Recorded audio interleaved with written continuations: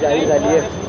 पुन्हा एकदा तुम्ही आता लढण्यास तयार आहात आणि समोर मिहीर कोटेचांचं एक मोठं आव्हान असेल। उद्धवजींचा आशीर्वाद घेण्याकरता आलो होतो आणि मी एकटा नव्हतो, पूर्ण भांडूप, मुलुंड, कांजूर, विक्रोळी, घाटकोपर, ईस्ट वेस्ट, शिवाजीनगर, गोवंडी या सर्व विभागातले सर्व प्रमुख कार्यकर्ते, सर्व नगरसेवक, आमदार, विभाग प्रमुख, सर्व पक्षाचे प्रमुख नेते मंडळी साहेबांना धन्यवाद देण्याकरता आले होते का उमेदवारी जाहीर केल्याबद्दल। आणि साहेबांनी जे आम्हाला कानमंत्र द्यायचे आहेत का, जे कान पकडायचं आहे, विश्वास करणं आहे की मी पूर्णपणे विजयी होईल असा विश्वास। साहेब, जो उमेदवार असतो तो विश्वासाशिवाय तो उमेदवार रिंगणात उतरत नाही ना।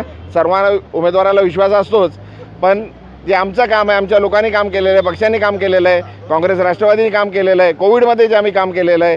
आणि माझं वैयक्तिक बोलायचं तर मी नगरसेवक, आमदार, खासदार यांना सर्वांना बरोबर घेऊन आम्ही काम करतच होतो।